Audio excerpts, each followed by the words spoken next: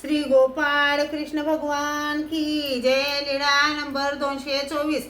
माकडाचे दुर्भाग्य. मास उपावासिनींनी पूर्वी सर्वज्ञांना विनंती केली होती की जी आमच्याकडे जयंतीला यावे. तेव्हा सर्वज्ञांनी त्यांना म्हटले होते, आम्ही येऊ किंवा पुन्हा एकाला पाठवू. म्हणून त्या बायांनी जयंतीच्या दिवशी सर्व तयारी केली व त्या सर्वज्ञांची वाट पाहत होत्या. तिकडे राजमठात बैसांनी सर्वज्ञांना तेल उठणे लावून आंघोळ घातली. सर्वज्ञांनी तर मासोपवासिनींना आश्वासन दिले होते. त्या सभाभ्रमात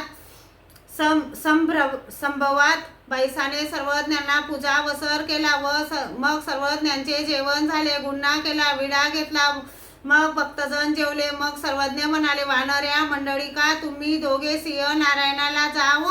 हो जी. सर्वज्ञ म्हणाले, बाई, या दोघांच्या हाती पाणी भाताचा 2 मुर्दा द्या. मग बैसांनी दोघांच्या हाती पाणी भाताच्या 2 मुर्दा दिल्या. सर्वज्ञ म्हणाले, या तुम्ही खात जा. हो जी. दोघे श्रीचरणा लागले. मग भात खात निघाले. सर्वज्ञ माकडाला म्हणाले, माकडा, तुम्ही जा. हो, हे काय करतात ते पहा, हे काय बोलतात ते ऐका, त्यांच्या पुढे ठेवलेले घ्या. हो जी. मग माकड मागोमाग निघाले. तिकडे त्या बायांनी तयारी केलेली होतीच. भट्टोबास म्हणाले, दार उघडा. त्यांनी आतून विचारले, तुम्ही कोण? भट्टोबास म्हणाले, आम्ही सर्वज्ञांचे. मग त्यांनी दार उघडले. भट्टोबास म्हणाले, आम्ही इकडेच बसतो. त्या बायांनी सांगितले, तुम्ही आत बसलेच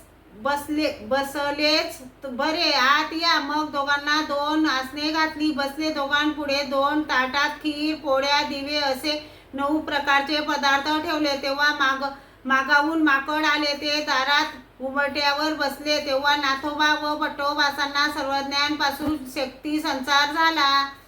श्री गोपाळ कृष्ण भगवान की जय.